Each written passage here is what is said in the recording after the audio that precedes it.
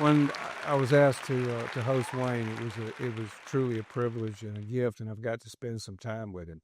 I'm also reminded that anything I say, he's going to be speaking right after me, so I need to be very polite. And I was thinking, how do you introduce Wayne? If you really know a little bit about his story, and I was thinking, well, I really do relate a lot to Wayne, and then those of you who have heard Wayne's story will ask yourself, well, just which part of that story do you identify with? And I think after this evening, well, you just guess.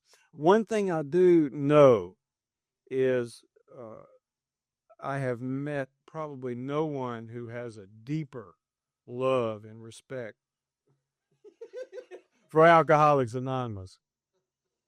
No one with a better sense of humor about Alcoholics Anonymous. And I would just suggest you buckle your seatbelts and give a warm, warm welcome to Wayne B. I'm Wayne Butler, an alcoholic.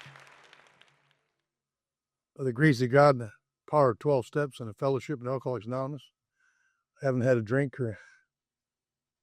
since the 8th of November 1977, BC, before cell phones. I also haven't ate booze, pills, powders, potions, or lotions that not necessarily affect my emotions. Although I must admit I've dated some mind and mood-altering women.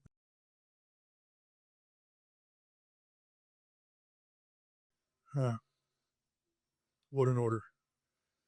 I want to thank Arnold and the committee for inviting me to come share my experience. And if you identify, perhaps you'll gain some strength and hope from that identification.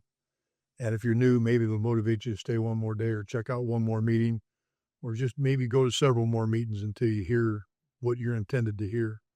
I want to thank my friend Dave for picking me up at the airport and driving me here. We had a great time coming here. He talked the entire way. I tried to take a nap. He wouldn't let me. And the speakers have been great. Thanks, California Joe from Memphis. And my friends Mike and Diane, and I'd be hearing Jessica for the first time in the morning. But Mike and Diane, I got to tell you, how many of you were here to hear Mike and Diane? Okay, those of you that weren't, you might not get this. Mike, you weren't here. You were just there. Here's the difference between an alcoholic and an Al-Anon when they're sober and serene. If you remember Mike, he had a bottle of water. He never let go of that bottle one time. His entire talk. He switched hands, which tells me he's a left to right drinker. But he never let that bottle get out of his hands. His wife, sit.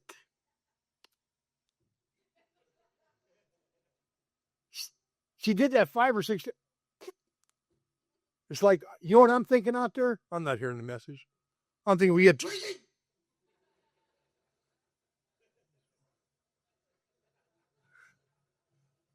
Other than that, I'm okay. I want to thank my friend James for staying of service. I used to think that life was about gains, about things, about money, power, property, and prestige. And I want to thank God and AA for teaching me it's about service. That's it. I don't know what your level of service is. Doesn't matter. Don't care if you pump gas, wash floors, dig ditches, or employ a lot of people and give them a chance at a good life. It's about service. And I'm here this weekend because I was asked to be of service. And I don't ever want to forget from whence I came. I'm going to tell you a little bit about where I came from. Now, some of the things that Dave was alluding to, I, of course, don't have time to go into. It was a different time, and we had a lot of time to chit-chat.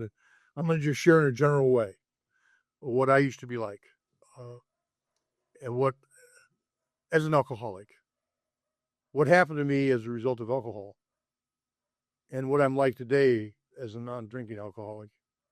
And I want to make sure I phrase it that way because, I didn't have much of a sense of humor when I got here. I'm going to describe 2 movies that could almost tell you my entire drinking history, and I wouldn't even have to tell you no more stories. How many of you have seen Days of Wine and Roses? I relate to her. In the alley, looking in the mud puddle, can't stand my reflection because I'm so empty, and the world hurts. Everything inside me hurts. And I don't have a voice to say it out of. I don't even know how to say I hurt. I don't even know I'm not supposed to hurt like that.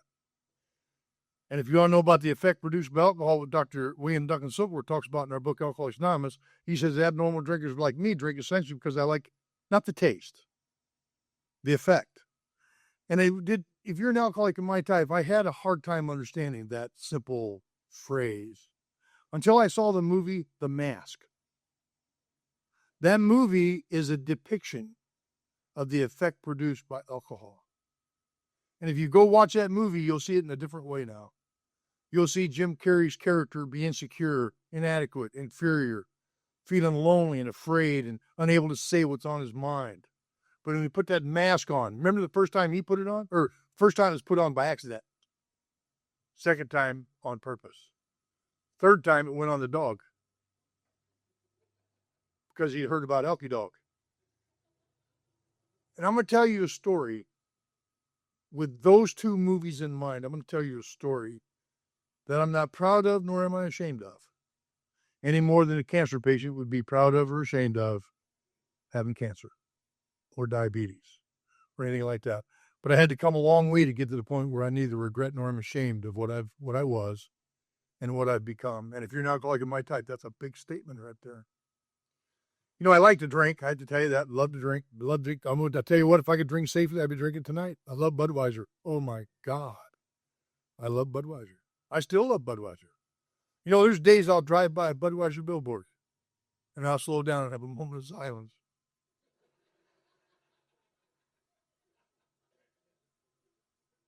And I'm a beer drinking alcoholic. I didn't think you could be alcoholic if all you drank was beer, but all I drank was beer and fine wine, like Ripple. How many of you remember Ripple? No, don't do that because everybody's going to know you're over 45. And I'm going to tell you why. You know, the Ripple was really big on the streets where I was. Well, when the EPA, the Environmental Protection Agency, came into existence, their first act, I think, was to shut down that chemical plant. Because Ripple never saw a grade, let me promise you that. And I like a little Mad Dog Deucey Deucey. And I like a little Boone's Farm Strawberry Hill, a little Cisco. I ride the train, night train. I was a high top shelf drinker. And now, if you drink what I drank, Budweiser, Ripple, Boone's Farm, Mad Dog Deucey Deucey, a little bit of Cisco and Night Train, let me tell you what kind of an alcoholic condition you might get even here in Greenville, Mississippi. It's called alcoholic terminal diarrhea. I swear to God, I had diarrhea for 6 years. Couldn't cut a break. When you've had diarrhea for 6 years, you better have good decision-making skills. And you better have split-second timing. And I was deficient in both categories. I came into AA in that condition. I had my own table at the group. And they asked me, please don't. I had no idea what they meant by don't. I share that because that wasn't enough to stop me from drinking. None of that humiliation and embarrassment was enough to stop me from drinking. I did not understand. And I'm not an everyday drinker. I'm one of those periodics. I would drink until something stopped me. And then I could go weeks without picking up a drink. But I want to tell you, my mind never stopped thinking about it. Had to come to AA to learn that. I could go months without a drink. I wasn't quitting drinking. I'd just stop. And then start trying to do life. But it was the insanity that happened in between those drinks that explained alcoholism to me. Because something would come up, and I'd eventually pick up that first drink, not knowing it was the enemy. And I didn't know what I was chasing. I didn't know about that effect produced. I didn't know what it was. It was like an invisible thing. That's why I like to refer to alcoholism as the invisible disease. You know, Bill talks about crossing the invisible line. You don't see it. Well, alcoholism is invisible too. There is not an expert in this world that can show you an x-ray of the disease. Not one. There is not a scientist alive that can do a blood test and say you're an alcoholic convincingly. There is no empirical scientific evidence that they can put in front of me and say, see there, Wayne, That's why you're alcoholic. I didn't know that. And they tried. But I kept drinking. I don't know what it was inside me, but I wanted to have a drink. I didn't understand. See, I was never going to drink brown whiskey because my dad drank brown whiskey and beat the hell out of my mom. So I'm never drinking brown whiskey. And I ain't drinking that white stuff, that tequila, because my mom drinks tequila. And when she drinks that, she waits till my dad passes out and she gets even. I don't even know it's alcohol. I just know that when they drink that, bad things happen. And I'm not blaming, I'm reporting. Sometimes that's confused. My dad was mobbed up out of Chicago. My dad drove a semi-tractor trailer truck, and he drove illegal whiskey and cigarettes, non-stamped stuff. He drove moonshine across the state. And he wanted me to do that, I suppose, when I grew up, but he was disappointed when I said I wanted to write poetry. He didn't like that so much. My dad was a madman. I don't mean no disrespect. There's these 10 rules that belong to these other people that says honor thy father and thy mother, and there's no asterisk there unless they're sick. And I had to learn that here in AA. I thought my dad was an evil man. I'm not blaming him for my alcoholism because I'm wise enough now to know that my dad has nothing to do with my alcoholism. But my dad had a lot to do with my getting over it. Didn't know that. That's why we have steps 4 through 9. I'll just throw that up there right now. But my dad would come home, and him and his truck driver buddies would be over. They'd be playing poker on Friday and Saturday night, and the wives would be over there. Before the night was over, somebody gets shot, somebody gets stabbed, somebody have sex with somebody they weren't supposed to. That did not make me an alcoholic, but it definitely influenced my young mind. I didn't understand what was going on. I was never going to drink, kids. Never. I like Pepsi Cola. You understand me? But I'm acting weird at school. Anybody else ever act weird at school? I'm acting, we don't know about alcoholism in the family in 1958 when I'm just a kid. They don't know about alcoholism at home in 1953 when I'm 4 and I'm getting the hell beat out of me by drunken people. They don't understand it. So I'm going to school now, kindergarten. I'm getting sent home from kindergarten for biting people. They didn't understand that. Later on in school, I'm biting a teacher. They call it acting out now. By 8th grade, they did not know what to do with me, folks. Now, I need to tell you this so that I can be an example of the power of redemption in Alcoholics Anonymous and the Al-Anon family group's way of life. 8th grade, they just didn't know what to do with me, so they come out with this new test in the late 40s called the IQ test. How many of you taking the IQ test? Okay, I can tell. If you take the IQ test, if you score over 100, you're pretty smart. You're above average.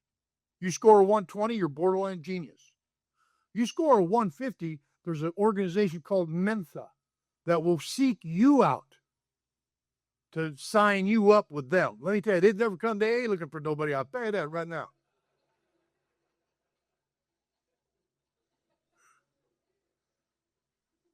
Never happened. If you score over a 180, they want you to stay home. You're too smart to drive your car. I scored a 57.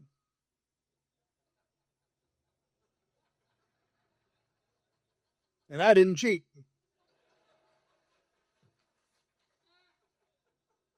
You hear me? I wasn't accused of cheating, but by God, I let them know I didn't. I found out you get diagnosed retarded.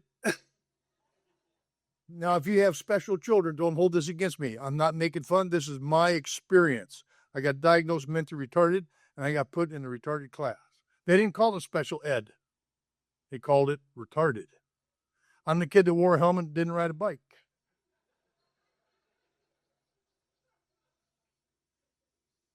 Now, I know that doesn't make you alcoholic, but it's going to get interesting. And when I got put in that group home, my life got better. I improved. Have you ever seen One Flew Over the Cuckoo's Nest? I was Jack. I took those other retarded kids places they never should have ever went.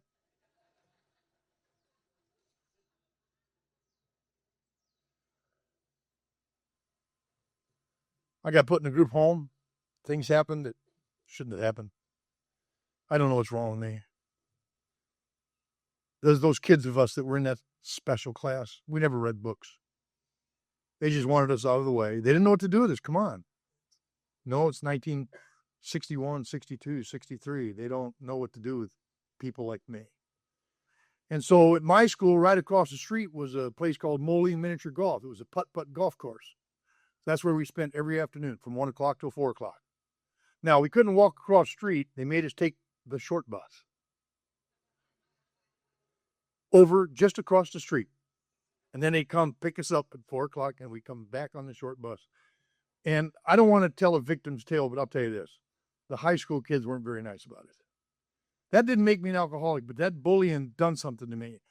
I was this fragile, broken little kid that didn't know what to do. I know some of you don't relate to this. And this isn't being a victim. I'm reporting the symptoms of a disease I didn't know I had that caused me to react to life in a way that was unacceptable. I haven't even drank yet. So I'm not an alcoholic yet. They don't even know what it is yet. And so they're pumping all kinds of meds in me at the age of 9, 10, 11, and 12. Trying to, okay. I don't want to get off onto that. So I'm a senior in high school now. And there's a guy named Tom who protected me. I was talking to a couple of guys earlier this weekend about being bullied, picked on because of our names and the things, blah, blah, blah. And you just don't understand the impact on a young mind. You just don't. And Tom, when I was in like 10th grade, they 3 wrestlers grabbed 3 of us kids from the special class, and they locked each one of us in a hall locker on Friday night, and they didn't find us till Monday. So I stood locked in a locker like this from Friday till Monday. I didn't come out alcoholic, but I came out with an alcoholic problem. It was called a resentment. Tom found those 3 wrestlers, and he beat the holy bejeebers out of them. He became my instant hero. I know this is terrible, but it's the way it was. I was a little Christian boy. I was. I turned the other cheek. I never fought back because I knew I wasn't supposed to. I'm supposed to turn the other cheek. I took it to the nth degree. People knew they could beat me up, and I'd turn the other cheek, and I did every day, day after day after day, and I turned the other cheek, trying to be a good little Christian boy. Tom beat the hell out of him. I didn't care if he's Christian or not. I was hoping he wouldn't convert, I'll tell you that right now. I might have had to turn my cheek, but he turned theirs. Let me tell you that right now.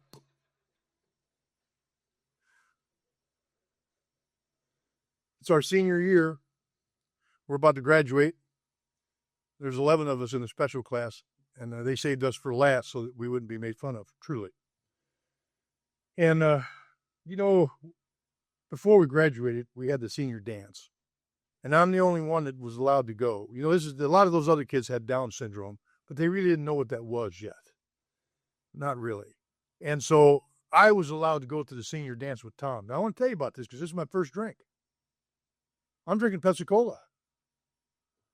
Tom takes you to the dance. I don't know what to do. I've never danced. I play putt-putt. I don't even know what girls are about. They're as goofy as I am. I got an older sister that's the description of a woman. I don't never want to go out with nobody like that. So I'm at this dance, and I'm standing up against the wall. Tom, he comes walking across that dance floor, and he's got a leather coat on. Think Happy Days. He's the Fonz, baby. He's walking over the floor with me, and he's got his hand inside that leather jacket, and he gets near me, and he opens up that jacket, and he pulls out this bottle, brown, long, neat, with a red, white, and blue label. Said Budweiser. And he said, "Here, kid, drink this. It'll make you feel better." I would have drank battery acid for Tom. I didn't know I was a guzzler. I tilted that bottle up. The taste was terrible, but something told me to swallow it all. I drank that entire 12-ounce bottle of Budweiser down, let out a big old belch, and said, "Tom, that tastes terrible. Can I have a Pepsi-Cola?" Tom reaches around the other side of his jacket and brings out another bottle, and he says, "Here, kid, have another. You'll get used to it." Now, here's what Tom meant. Tom's a friend of mine to this very day. Tom's a highly successful, very wealthy man. He thinks AA is a de-retarding program. He really does. He doesn't understand. Here's what Tom meant. See, Tom's family is very wealthy, and their basement was wall-to-wall booze. One was wine. They had a wine room, and over here was all the other booze of the bar. And I guess Tom had got down there and got into his dad's liquor, and he got drunk, and he made a mistake. He impaired his judgment, I suppose. He had to go to the bathroom. He had to pee. So he was pretty sure he was in the bathroom when he was in the bedroom. He was pretty sure he was standing over the stool when he was standing over his dresser, and he peed in his dresser. And he said he almost went crazy trying to flush it.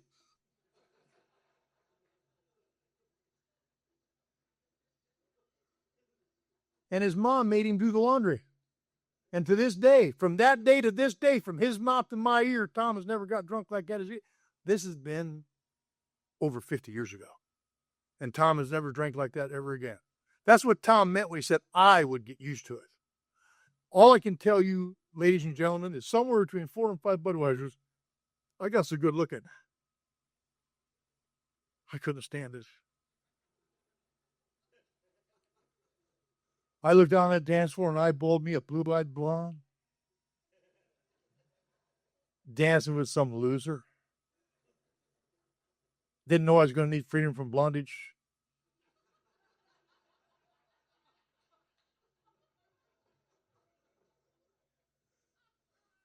I walked right up to her. I didn't know what to do or say. I just wanted to get next to her all of a sudden.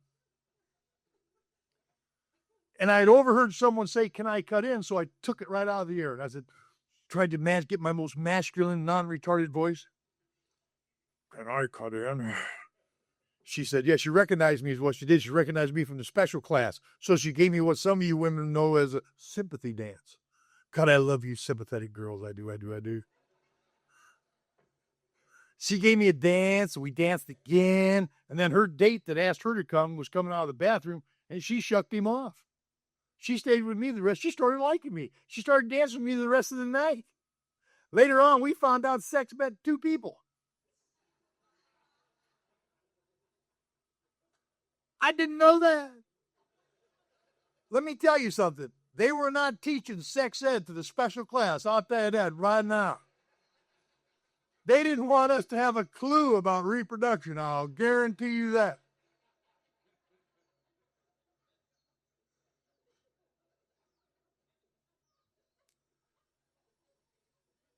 She ruined my sex life. I've been having sex since I was 13. I thought I was good at it.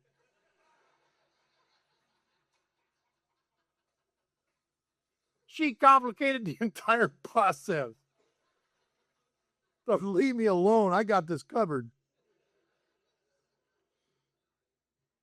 Tom told me the next day I had a great time. I couldn't remember. All I know is I wanted to see her again. I knew that. A few weeks later, before graduation, I did get to see her again. I got to tell you a story. This is the first time I drank, first time I got drunk. Got called into the principal's office right before graduation. In the office is my mom and dad. My mom and dad don't do the PTA. They don't go to high school. My dad's mobbed up and my mom is a mob's wife. They don't do school. There they sit. And over here are two more people. I don't know who they are. And there was Blondie. I saw her right away. Look.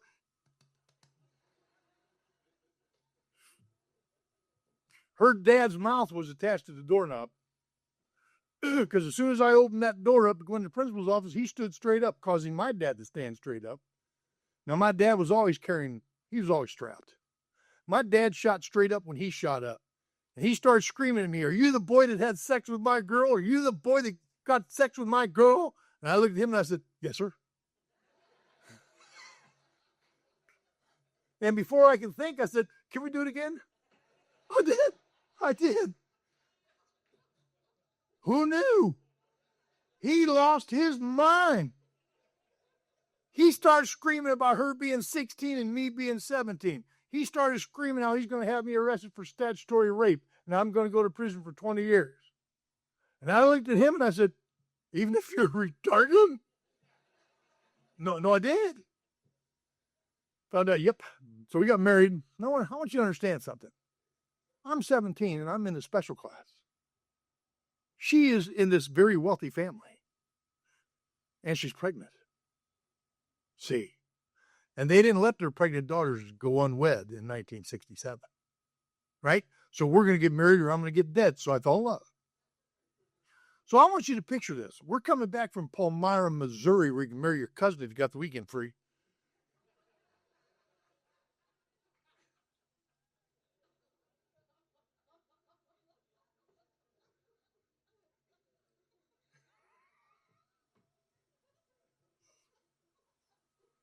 We're coming back from Palmyra, Missouri. She's married to the retarded guy, and she's pregnant. We're going to have a baby. I've drank one time. All right. My dad says, we got to do something about this. I said, yes, sir. Now there's a little conflict going on over in Southeast Asia called Vietnam. I know because my brother was over there. My dad says, let's go get you signed up in the service. He seemed real anxious to get me away from there. And I said, they'll never take me, Dad. He said, well, let's see. So he took me to we had my high school transcript. And by the way, in 1967, they put it right on your diploma. Retarded class. In 1969, it became special education. I took that into the Marine Corps recruiter because that's where my dad took. That Marine Corps recruiter looked at this and he says, really? Says, he pointed next door. It was the Navy.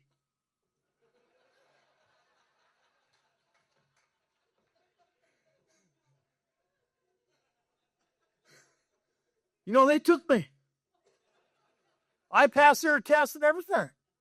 They sent me to boot camp at Great Lakes Naval Station in the dead of winter, and I excelled. I don't know why, I just did.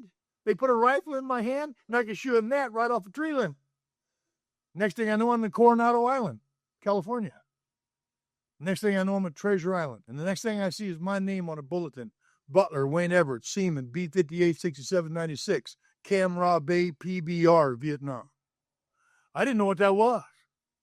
Found out that's a river patrol boat. And I'm told my life is over.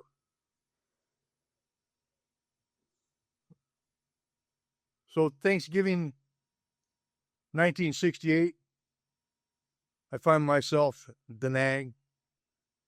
Swift boat picks me up, Da Nang Harbor. They transport me to Cam Ra Bay, and my life changed. My wife divorced, well, she filed divorce papers while I was in Vietnam. I'm not blaming, I'm recording. So when I got home from Vietnam, that first trip, I survived, came home, and I found out that I was being divorced. I thought, okay, whatever. I signed the papers. What I'd just been through, what I'd just seen, I ain't fighting nobody no more. I signed the papers. And when I hadn't drank, I spent, altogether, I was gone 13 months, and I never drank a drop. Would you? I drank one time. She got pregnant. Damn, I think she'd know better. Now, we're divorced. And I go to a restaurant about midnight to get something to eat, and I'd been drinking. Apparently, 5 days later, I come out of a blackout. You know what a blackout is? I didn't know what a blackout is. I didn't know I was in a blackout. You don't know you're in a blackout till you come out of a blackout. Then it scares the hell out of you. You go to the next blackout. And then you go into a blackout, you don't hear a blackout. That's terrible. Make you drink. Well, here's my blackout. I'm driving a car. There's a woman sitting next to me, and I don't know who she is. I'd never seen her before in my life. She's wearing her wedding ring. I'm thinking, oh no. I've done what I said I'd never do again. I'm cheating on somebody. You see, I swore, that's the one I promised God in church. That's the one thing I would never do. That's a sin I'd never commit. Because I'd seen things. I ain't talking about nobody else. I'm talking about Wayne Butler. I'd seen so much in my family. That's the one sin I'll never commit. And so I'm aghast when I see her wedding ring. I'm thinking, what do I do? I'm baffled. And apparently she noticed the look on my face, and she puts her hand on my arm. Like, I don't know who she is. She puts her hand on my arm and she says, honey, that's not my name. My name's Wayne. I looked at her and I said, who are you? She hit me. I didn't notice I was wearing a wedding ring. Do you know we got married? We drove to Palmyra, Missouri. Another weekend. We got married while I was in a blackout. And I come out of that black. You know, you women don't like to be asked who you are on your honeymoon. I found that out.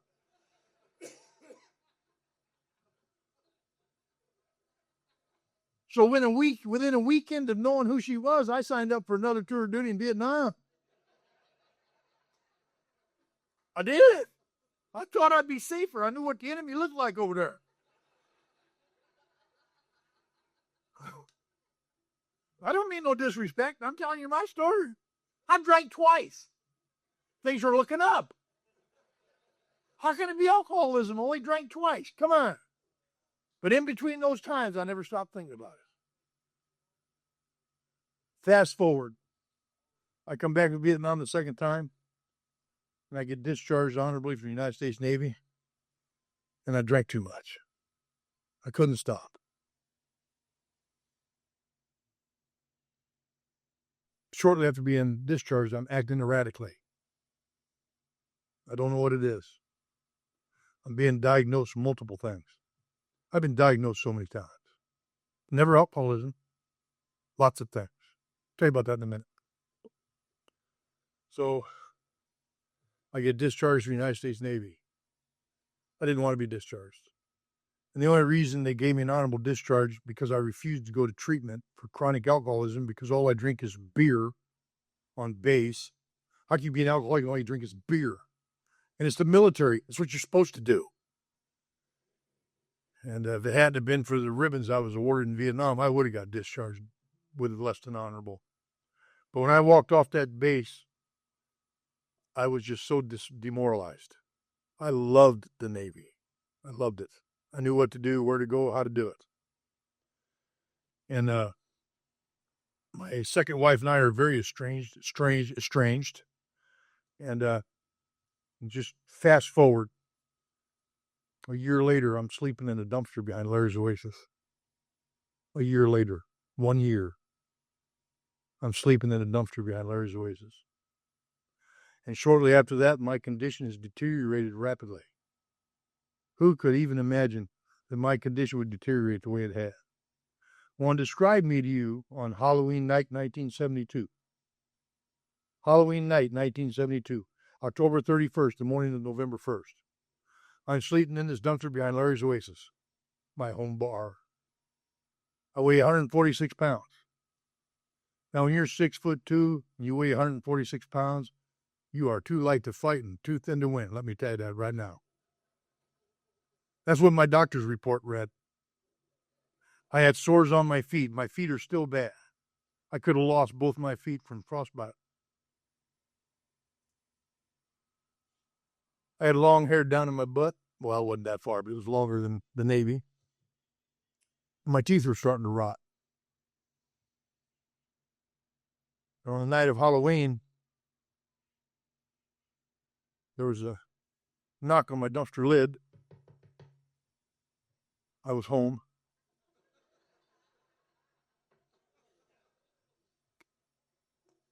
Alone. Some of you women are picky. I mean, I had my own place. I wasn't living with mom, you know what I mean?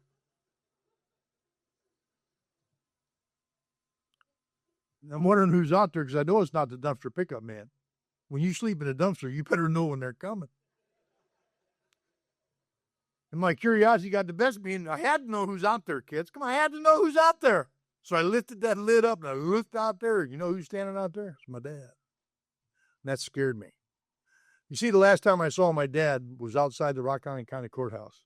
My father took me to court to get a restraining order against me so that I couldn't go within 1,000 yards of my own mother. Nor could I go within 1,000 yards of my own wife. And I couldn't go within 1,000 yards of my own children. I'm not going to tell you why, but they had the right guy. And when we left that courthouse, I went out the front door, and my dad went out the back. Unbeknownst to me, he went out the truck to get something. He comes walking up to me on the street, pulls me off to the side, and he says, listen, you and I both know that restraining order ain't worth the paper's written on. And he pulls that pistol up behind his back, and he puts that pistol right up to my forehead, and he pulls that hammer back. And he says, but know this, if you go near any of my grandkids, I'm putting you down. My dad's the kind of guy that would have done that. And then he walked away. And that's what led me to sleep in that dumpster and live on Skid Row. And he told me next time he saw me, he'd put me down. I didn't go near my family. I didn't go near any of them. And there he is outside my dumpster, so I'm looking for the pistol. And there's a part of me there's a part of me hoping he's there to put me down because I can't do it. And instead, he's got this look in his eye I never saw before. I've never seen this look in his eye. See, you can tell a person's eye when they've been transformed. But if you don't know that's what it is, you don't know that's what you're looking at. And I saw this look in my dad's eye that I didn't understand. And there's no gun. Instead, he says, Wayne, do you want to come home with me tonight? I didn't know my dad had gone off and joined this cult. That's what they called AA back then. He joined a cult. They were even secret about it. They'd say, hey, are you going tonight, Bob? It was really anonymous back then. Now, he hadn't confided to me that's why he was there, but that's what I found out later. And he says, do you want to come home with me? I looked around my little room, and I said, no, thanks, Dad, I'm doing fine. And if any of you are alcoholics in my type, you know exactly what I meant by that. I've got this disturbing ability to make peace with whatever tragedy I find myself in. And that's why so many guys like me don't come off Skid Row. We don't get sober. You cannot talk us off of Skid Row. Some divine intervention's got to take place. Many of us get here because of that, don't we? And as soon as I told him no, he left. To make a long story short, I did not know that I was on a pathway to a solution. I didn't even know what the problem was, folks. All I know is I want a Budweiser. Come on, it's just beer. I just want a Budweiser. Can I have a Budweiser? I was so broken. Everything I wrote was pained. You know, it's really sometimes hard to share this. You know, when you're 6'2" and you're 265 and people mistake you for a tough guy, it's hard to come out and say these things. But everything hurt me. A glance hurt me. Gossip hurt me. Whispering hurt me. And I'm being told to buck up. Get over it. Quit being a baby. So I did. And then he wanted me to be a baby again.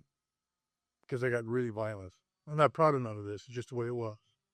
I didn't know I suffered from a spiritual malady called alcoholism. And I didn't know I'm one of those guys that seem to have been born this way. I left that dumpster that night because I knew he was going home to get the gun to put me down. There's something inside me wanted to live. I don't know what it was, but I did.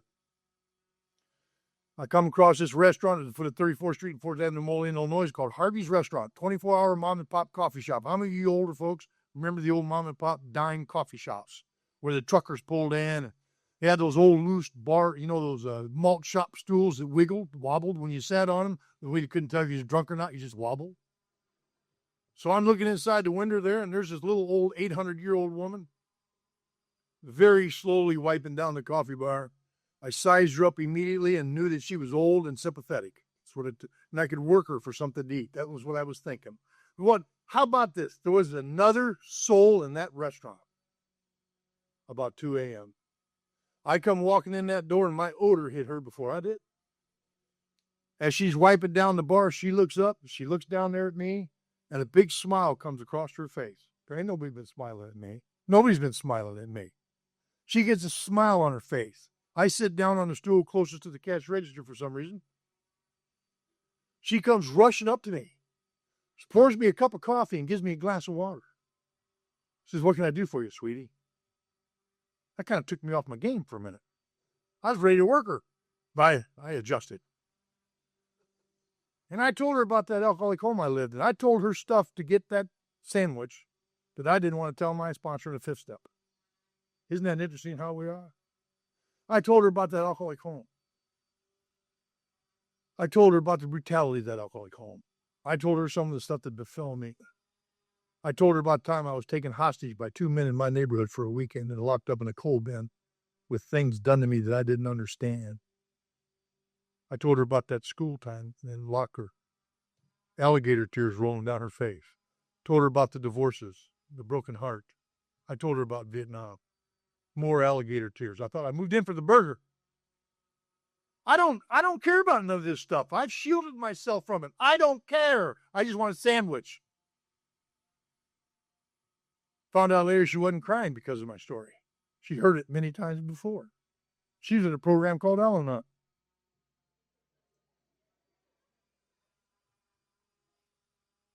Know why she was crying? Because Harvey was having a hard time staying sober. And she was taught in Al-Anon that Harvey's only hope is to work with another alcoholic. And she decided it was going to be me. That's why she was crying. She had a live one. She took me hospital. Well, she kept me there. Now, she kept me there for a couple of days. Here's the story. I don't know how everybody else makes it to AA, but this is how I made. I had no intention of going to AA. All I drink is beer. You hear me? So I'm mopping the floors. I'm having a great old time, and she's giving me food to eat. I think I'm winning. Winning. The owner comes in, Harvey. Harvey's just, oh my God, he's about this big. He is so ugly. I mean, I noticed how ugly he was. I thought, my God, that man is ugly. I mean, I had no self-esteem, and he made me feel better. He hadn't even talked to me yet. Isn't that like an alcoholic to crawl up out of the gutter just far enough down to look down on somebody that owns a business? I mean, so he had one of those, you ever seen Elky nose? You know, he got these straight nasal and then two golf balls over here. You know, he got those big dimples, and his face had these black and red and blue veins running through his face. I didn't know it then, but I know what it's called now. It's called spider angioma. It's fatal late-stage alcoholism. He was in a death grip. I became his hope. He shook my hand. You know, by the way, if they shake your hand a long time, they think they own you. I'll tell you that right now. He wouldn't quit shaking. He put something in my hand. He put this coin in my hand. What a silver dollar, because I know what they feel like. It was something stupid, because I knew it wasn't nothing you could spend. But then I'm trying to humor the old buzzard, because I'm hungry. And then I open my hand up, and I look at it, and it's a brass coin. It's got 2 A's on it. I had no idea what they represent, and I didn't ask.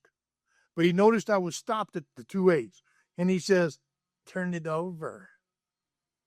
You know how good they can be, right? So I turned it over and had some stupid prayer. God grant me something. So I read through it real quick. Nothing about Pell-Mell Tailor-Made cigarettes.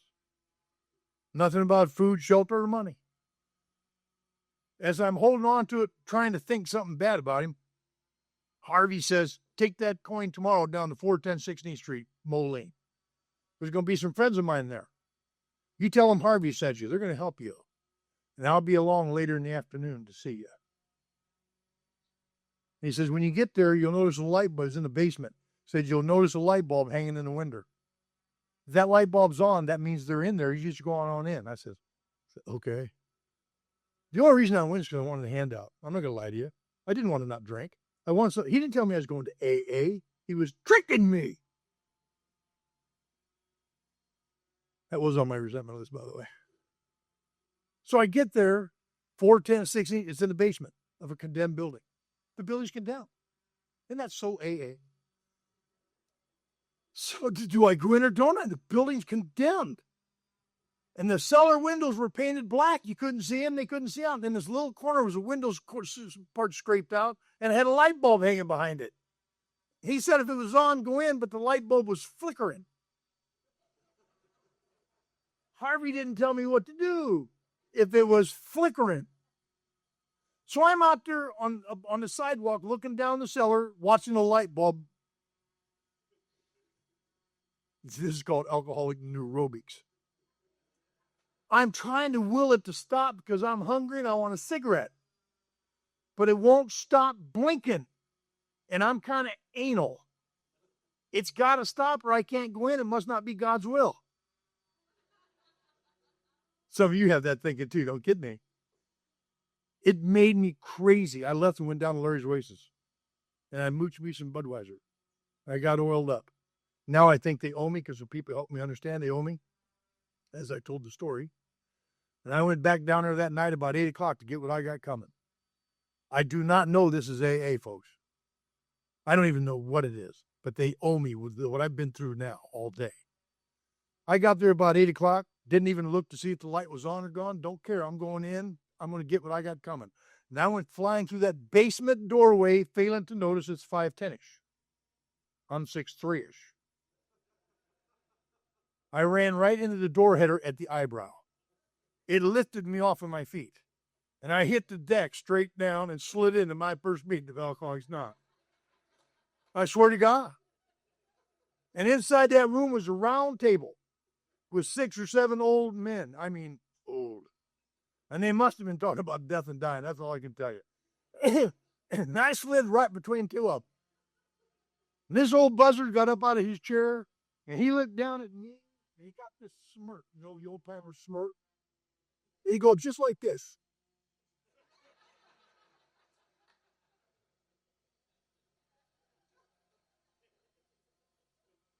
And then he growled at me.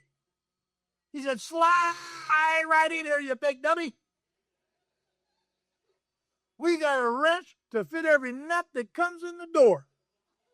And by the looks of you, it's going to have to be an adjustable wrench." I don't like him. And I got the wind knocked out of me when I hit the deck. So I'm just now getting my wind back.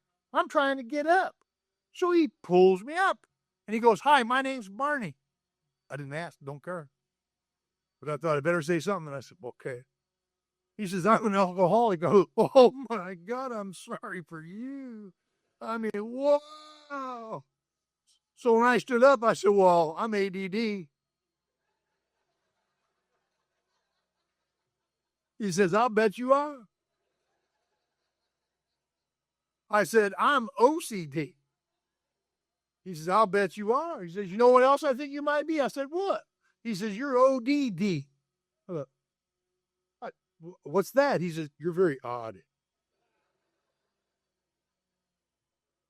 And then he says, "I'm going to be your sponsor." Now, I've been in AA about 3 seconds. I know his name, his problem, and now he's going to give it to me. And I cannot begin to tell you, it must have been, is it odd or is it God? Who's to say? But I followed that guy around for the next 5 years and 5 days and could not draw a sober breath. This is not a matter of willpower. Just don't drink ain't going to work. Or don't drink no matter what. That's willpower. Doesn't work in the mind of a real alcoholic. It might work in someone who's not fully alcoholic yet. It might work in a heavy drinker, but just don't drink no matter what won't work in the mind of a chronic alcoholic when they need a drink. And I needed a drink. Badly. For the next 5 years and 5 days, I went to meetings and drank. Drank 4 meetings, drank at a meeting, sometimes drank in the meeting. Big Book Bob might be there. Every group's got one.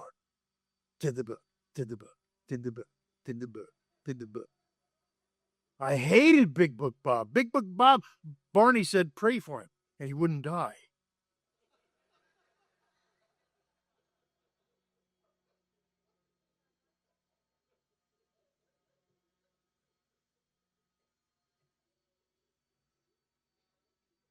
I used to hide my quart bottle of Budweiser in the toilet tank. Then some Al-Anon came to a meeting, caught me.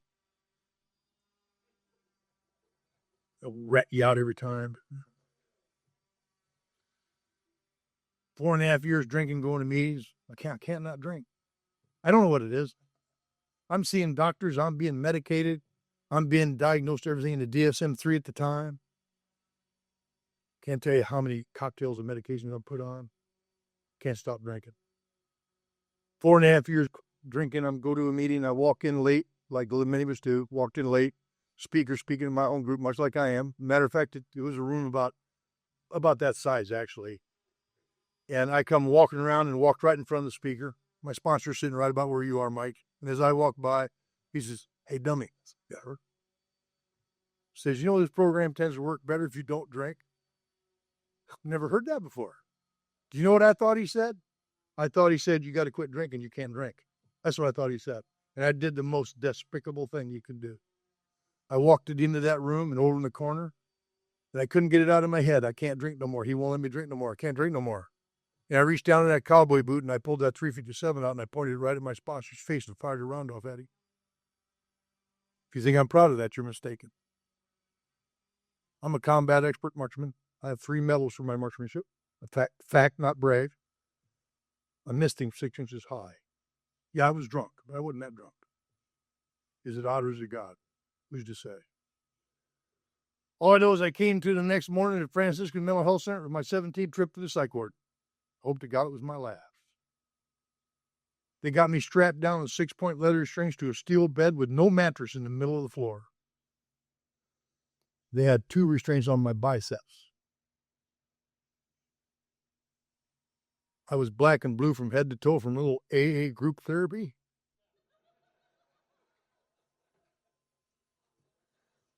Apparently, those people like Barney. What?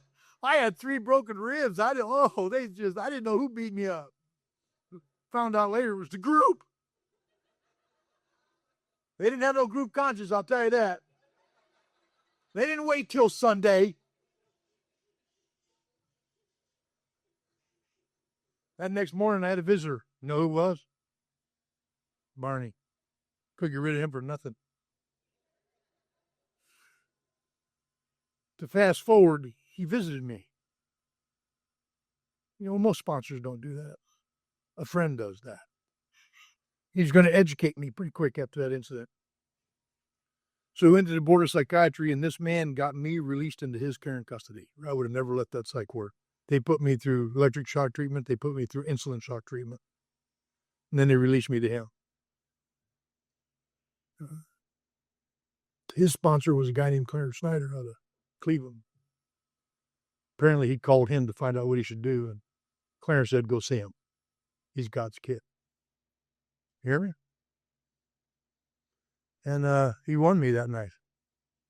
I didn't stop drinking that night. When they let me out, I went and got drunk. That's insanity. I don't know what's wrong. November 8th, 1977, I took what I think is my last drink. I haven't had one since. Hope I don't have one tonight. Probably won't have one tomorrow. We'll see. I don't ever want to get so cocky that I think I'm never going to drink again. I stay away from people that say that stuff. I do. I don't mean no disrespect, but if you tell me you ain't drinking for the rest of your life, you ain't going to see me the rest of your life neither. I'm not being disrespectful. It's just that I don't want to be that cocky about it because I've seen people better, smarter than me that drink again who said they were never going to drink again. On November 7, 1977, my sponsor says, why don't you meet the group at noon, help me set up for the meeting. I said, yes, sir, I'll be there. Drunk or sober, I was always where I told him I'd be. There's something about him that compelled me to want to be around him. He says, you think you can stay sober tonight? I said, Barney, you know I can't stay sober the rest of my life. He looked at me and said, no, I mean just tonight. I said, no, I can't stay sober the rest of my life. He says, how about midnight? Can you make it till midnight? I said, boy, that's a piece of cake. Anybody can go till midnight. So I made it till 7 a.m. Walking around the streets of Moline, walked up through Belgium Village. On my way to the group, he wanted me there early, which I know means 10 o'clock for him. He's one of them. I swiped a 6-pack of warm Budweiser. I showed up to the Moline group about 9 o'clock that morning. Inside the group was a guy named Tom, another Tom, a guy named Tom. You know what he's doing? He's got 14 days sober. I know, because he tells us every day. You know, you got one of them. Hi, my name's Tom. I have 3 days.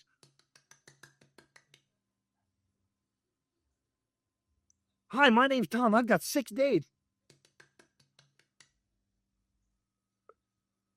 I'm sitting there thinking Tom needs to die. Shut up. All you need is attention, and I'm going on my mind. Hi, I'm Tom. I've got 10 days, and Barney's my sponsor. I thought, no, he's not. No, he's mine. You're going to die. So Tom's got 14 days. He's in the bar. He's in the group, sitting at the coffee bar, writing his 4-step with 14 days. Guess that's how he sharpened his pencil. So I'm sitting down on the stoop waiting for Barney to show up. I'm drinking my 6-pack of warm Budweiser. You know, it never bothered nobody there to see me drinking it. They knew I was going to stop drinking. They just wanted to make sure I was welcome. I behaved most of the time. I've got 3 empty cans of beer on the ground with every intention of drinking the other 3. Here comes Barney walking up the sidewalk like John Wayne. You know how they are. He's walking up the sidewalk. It's about 10 a.m. He's walking up, big book under his arm, you know, one of those guys. He walks up on me and doesn't even look at the beer. Instead, he does something worse. He looks me right in the eye. And I look down at the beer. And I thought, this ain't going to go well. Do you know he doesn't even mention the beer? He just wants to come in and help me set up for the meet. And then he went in. And I heard that door slam silently shut. And I don't know what caused me to do it, but I hid those other 3 cans of warm Budweiser in the bush. And I went in to help Barney set up for the meet. Now, I noticed Tom didn't help. He was too busy working steps. So I sat down at about 11:45. The front door flies open. And this guy comes flying through. I mean, literally flying. We figured his wife did a drive-by. And he hit the deck and flopped just like a carpet. And as soon as he hit the deck, I saw Barney and Tom both turn and look at him. And I'm doing some calculations here. I know how they do this. I've been coming around 5 years. I'm not stupid. I said, he's going to go sponsor him in this 2 against 1. I got 2 people to kill. We got to do something about this. I didn't know what to do. All I know is set up chairs. But I knew I had to do something, so I got him to do what Barney did. I picked Jimmy. We'll call him Jimmy because that was his name. I picked old Jimmy up off the floor before Barney could get to him, right? I don't know what to do. I haven't even said I'm an alcoholic. I swore I'd never say that. I figured it out pretty quickly that after Barney said I'm an alcoholic, that means you're in. So I never said I'm an alcoholic. I only drink beer. God works in strange ways. He uses us. We don't even got to know we're being used. I picked this guy up off the deck and I'm holding him. He's so drunk he cannot stand up. I'm holding him up. And I don't know what to say. Then I remember what Barney said to me 5 years and 5 days ago. And I said to him, hi, my name's Wayne. No response. He goes, well, okay. And I said, I'm an alcoholic. No! I didn't mean to say that. I didn't. I knew if you say that, you'd join. Thought, well, it's too late now. And then I said, I'm going to be your sponsor.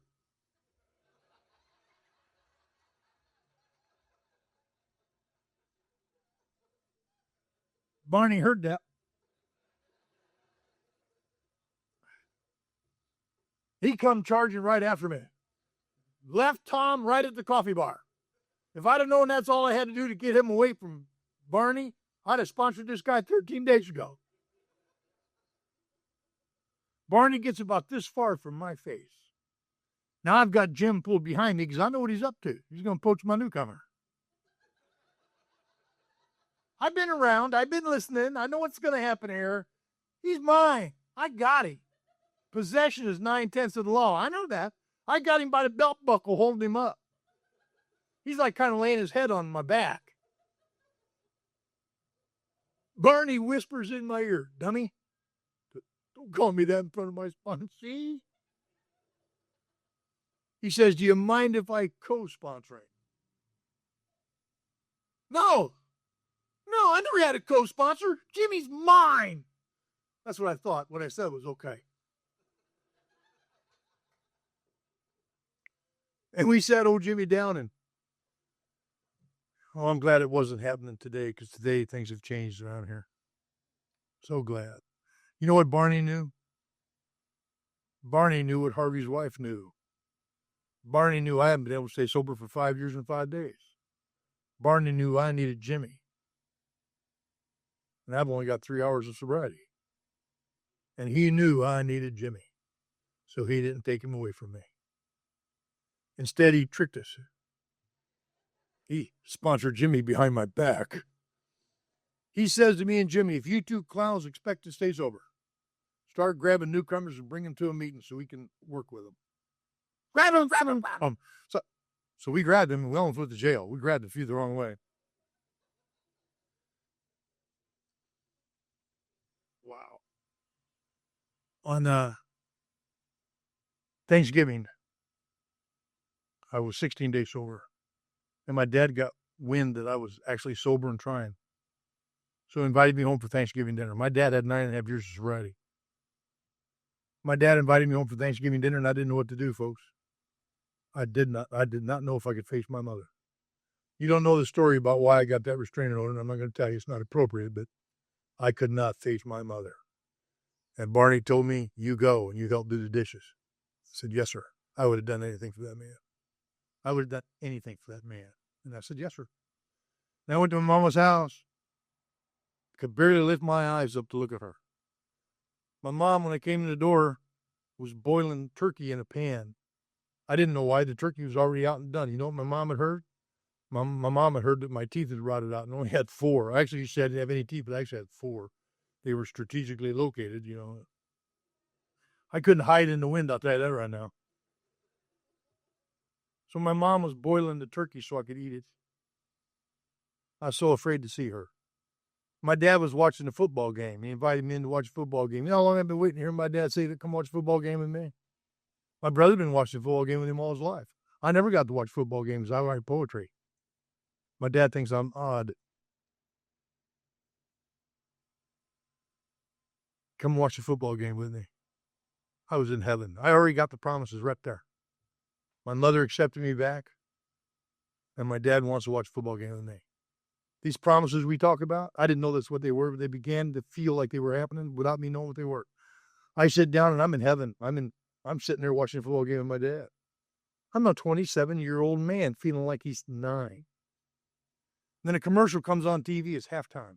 Brand new beer, just out, called Miller Lite. How many remember that? Remember the jingle? Tastes great, less filling. You know, my dad looks at me and says, surely, Wayne, that kind of beer can't hurt us. 9.5 years sober, 16 days sober. Do you know how bad I want to have a beer with my dad? I've never had a beer with my dad. I want to have a beer with my dad. I got to have a beer with my dad. You understand? Now let's go back 15 days ago. My sponsor, Barney, says, listen, will you agree to call me every morning and every night just so I know you're okay? He says, this isn't for some militaristic thing. This is so I know you're okay. Just call me in the morning, call me at night. And for 15 days and nights, I called him, said, I'm okay, Barney. And then Thanksgiving morning, I called him up and wished him a happy Thanksgiving. And he said, go to your dad's. So me and my dad went and got a 12-pack of Miller Lite at the liquor store. Brought it back home. My mom, all she could do is slink down the kitchen floor and start bawling like a baby. And me and my dad are in the living room. He opens up that can of Miller Lite, and I'll never forget that sound. As long as I live, I'll never forget that sound. I've heard every kind of gunfire and battle you can hear, and I'll never forget that sound. And my dad guzzled that can of beer down like he never missed a beat. And I'm holding my can in my hand, and I'm trembling. I want to have that beer with my dad. But then Barney's voice went off my head, dummy! You gave me your word you'd call me before you drink this time. Why did that occur this time? For 5 years and 5 days, that never occurred to me. My dad's on his second beer, and I'm still staring at that beer. I want to have that beer. Do you get the point? I want to have that beer. I'm having a war. The book calls it having no spiritual defense. I'm having a war. And when it comes to a drink versus will, I'm going to lose every time. I called my sponsor. I said, Barney, you asked me to call you if I was going to have a beer. My dad's having a beer, and I want to have a beer with him. Is that okay? Now, isn't that a simple yes or no question? He says, I'll be right over. Click. I thought, what's that mean, though? Is that yes or no? And I called him back. There's no voicemail. This is 77.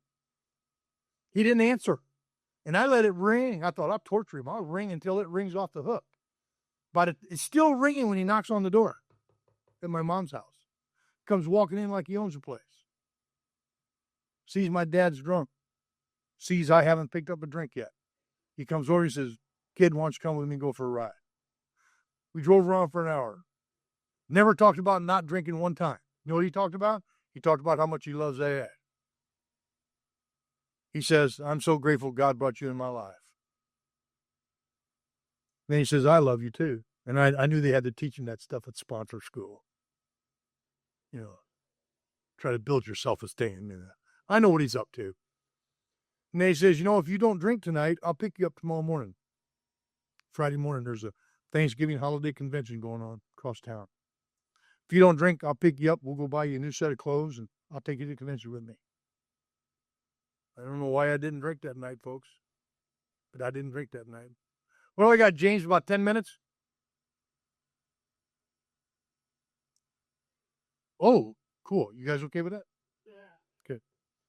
Whew, that's more than I thought I had. So it's good to ask questions, isn't it? So do you get how bad I wanted to have that beer with my dad? I did. I really did. And when Barney dropped me off, my dad had already drank 10 of those 12. I was a little annoyed because he was into my 6. He went and got a fifth of Jack Daniels, and his war started again. And that morning, Barney picked me up, and I hadn't drank. I didn't understand this disease, folks. I've come to understand that we have to tell stories here, because that's what alcoholics relate to. stories. If you lecture me, you lose me. You spiritualize with me, you lose me. But if you tell me about you and how alcohol affected you, you can win me over to your side. And that's what Barney did, isn't it? So as my dad's there in a drunken stupor, I leave that Friday morning with Barney. He promised to buy me a new set of clothes. He just didn't say where from. He said a department store. So he took me to the Salvation Army. Sort of a department store. This is 1977. Disco is out. But Studio 54 must have donated all their zoot suits to the Salvation Army. Because there are rows and rows and rows of lime green double knit polyester leisure suits. And Barney says, wow, I bet you can find one. So I go up and down the aisle and we find one that fits me. When you opened it up, it was lime green and had this bright yellow lining with tennis rackets, dark green tennis rackets. It was a promotional leisure suit. And he says, oh, joy, it fits. And then we went and got me a shirt. I actually, to tell you the truth, I liked it. It was shiny. I thought it was silk, brushed polyester. It was a disco shirt. Remember those only had 2 buttons, none were missing? Yeah. Had animals around it. I actually liked it. I just didn't tell him. And they made me wear a tie because he's one of those guys. And we went to the shoe department where the only black and brown box to Oxford platform shoes, the only ones that had it would fit in my feet. Got out of there for $1.85. I went in 6'3" and came out 6'8".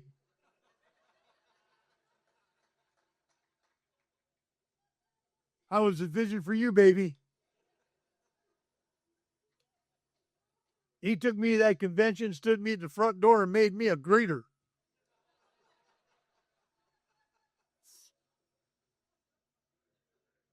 Oh, my God, did they laugh. That's where I learned about laughing with you, not at you, though it didn't feel like that. I asked Barney, I said, if that equation worked, don't I got to be laughing too? He said, you'll catch up. The members of AA, we call them speakers. But you got to be careful. See those 2 objects right there? Those are speakers. I'm just a member of Alcoholics Anonymous, doing my duty, showing up for fun and for free to give back what I've been freely given. Those are speakers. I'm just a drunk. Sober member of Alcoholics Anonymous, and I am willing to give up my time anytime. I hope you are too.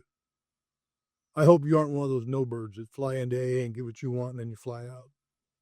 I hope you're not one of those. I'll tell you why, because I don't want nobody in here to go drink. Truly, I hope you all stay. I hope everybody stays.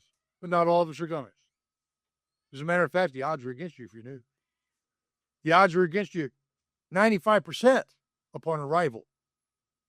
But I'm going to suggest something to you. Once you commit to our way of life, that reverses. And your chances are almost 95% you'll stay. If you give yourself up completely to this simple program. The speakers, members of AA, that weekend were 6 men and women. A guy by the name of Chuck C. Some of you know that name. Seen that book, New Pair of Glasses? That's what I'm talking about. Chuck C., a guy named Norm Alpe, a guy named Clancy I., a guy named Johnny H., a gal named Dottie Shore from Radford out in North Hollywood, and a guy named Tom Brady Jr. from Charlotte, North Carolina. They were the 6 members of AA that carried the message, and I want you to know something. They got me. I'm sitting there with 18 days of sobriety and 4 teeth. And I smell really bad. Now, nobody stays with me for very long, but somebody was always sitting by me. They took shifts. I mean, I'd be sitting there with one guy, and 2 minutes later, I look over, and he was gone. Somebody else was there. But it's never a girl. I don't understand that. Saturday night at the banquet, my sponsor gave me his ticket. He was sitting with Chuck C. He gave me his ticket. Chuck was there with his wife, Elsa. He had a son named Richard, who's an actor. Played Dr. Kildare for those of you that are my age. And I didn't know nothing from nothing about Chuck C, except he was a legend. I'd figured that out pretty quick. And while we're eating dinner, he takes out a napkin. And this is in his book, by the way, the very picture he drew me on a napkin. He drew a straight line. He drew a big globe on one side. He drew a stick figure on the other side. He says, you know what he didn't say what my problem is. Everybody's been saying what my problem is. He says, you know what my problem is now that I'm sober? See, I'm sober. I'm 18 days sober. He's giving me, actually 19 then. He's actually giving me credit for being sober. He says, you know what my problem is sober? And I bet it might be yours too, kid. Draws a string and says, my problem is conscious separation from my loving Father God. Solve that problem, you solve all your problems. Everything else is just situations. I thought, this guy is insane. I'm here to tell you 38 years later, one day at a time, I have one problem in life. One problem only. In direct relation to my conscious and unconscious separation from my loving Father God. I want you to know something I pulled away from that weekend, but it took me a long time to come to realize it.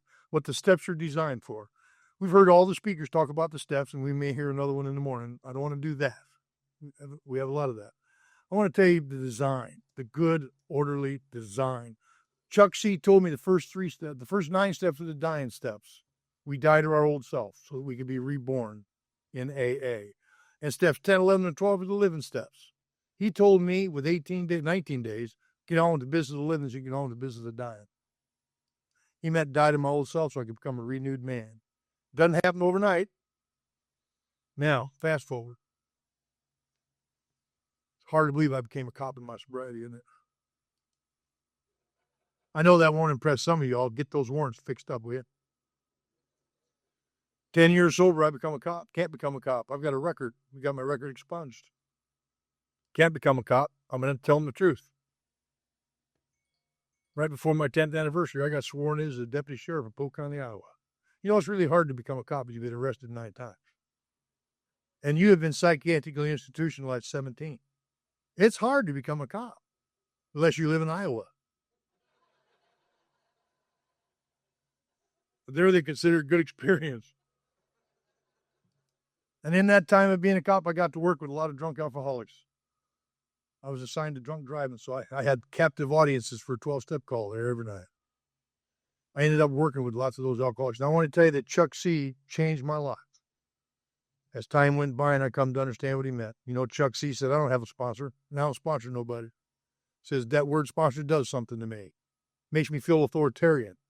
It does something to me. I can't do it. He said, but I'll work with anybody. He says, I'm so glad Bill working with others instead of sponsoring others. And I didn't understand what he meant until I started sponsoring people and thought I owned them. You hear me? Told them what to do, where to go, who they could talk to, who they could sleep with, when they could sleep with them. I ran their life because I knew it was best for them. And I've been psychically institutionalized 17 times. Look at that.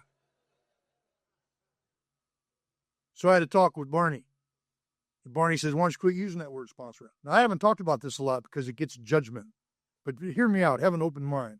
It saved me from me. There's a switch inside me that if you say, will you be my sponsor? I think I have ownership of you. And I can't not do that. So I don't use that word. I use the words that are in the big book. I'll be your trusted friend. I'll be your mentor and your spiritual advisor. You want to call me sponsor? That's your business, not my business. Do you know that's what they did with Chuck? Why do I share that with you? Because tonight I get to tell you I'm a free man. I get to tell you that I'm free of the demons that were inside me for so many years. I get to tell you that the process of the 12 steps have freed me from the bondage of self. That I'm an alcoholic, and the biggest paradox of all, I'm an alcoholic and I'm happy, joyous, and free. Those two things should never go together, should they? Alcoholic, happy, joyous, and free. But if you don't put AA in the middle and God's in the middle of AA, if I don't keep God in one hand and AA in the other, I'm sure to pick up a drink. I call it the source of the solution. God is the source of all power. AA is the solution for my lack of power. One won't do it for me. I have to have both, God and AA. And they have to be inextricably linked. And if you're newer, I want you to understand what that means. You see, I'm powerless over alcohol. I'm powerless over the effect produced. And if I do not find something that produces that effect in me spiritually, I will drink again someday. And lastly, I got like 5 minutes left. I want to share something with you. My dad died drunk a year and a half later. And then my kissing cousin Paulette, she had 1 day short of 2 years, picked up a drink. 1 day short of 2 years. I'm the one that found her in the hotel room where she hung herself. I want to tell you something. I picked her body up and I held her until the cops got there, hoping I was saving her. You learn something in that instant. My Uncle Kenny got sober. He was 1 day short of a year, celebrated the night early, got fifth of Jack Daniels, got on his Harley, tried to outrun the Popo, broadsided a squad car and died that night. My son recently had 1 day short of 2 years. He picked up a drink. The day after that, his mother, who had 32 years, picked up a drink. I'd like to tell you I'm surprised, but I'm not. I'm going to tell you why. Bill tells us in how it works exactly why people drink again. There's only one reason. I want to leave you with this. There's only one reason. Forget all these issues. There's only one reason, and Bill put it in how it works. He said, those who do not recover are people who cannot or will not completely give themselves to this simple program. This simple program. Oh, we don't have a big book up here. That simple program is in the big book. The only difference between me and my family is I had given myself completely to the best of my ability to this simple program, and I can tell you all 5 of them did not. At some point, they quit giving themselves completely to this simple program. So I hope if I can convey something to you newer folks, it's very simple. 1 day at a time, we give ourselves completely to this simple program, and we get the rewards. We get the freedom. We get to be free. I get to be free to come here and be with my friends. I get to say, I love you. I don't encourage, think about that. You know what that means, don't you? If I tell you I love you, it means I'll be of service. So watch who you say I love you to. That's what it means. Thank you for letting me take the time of your Saturday evening. I absolutely love AA with every ounce of my being. And I hope you'll be a yes bird. And I met a new friend, John. Needs a haircut, but I love him anyway. Thanks again for your kindness and your courtesy, and God bless.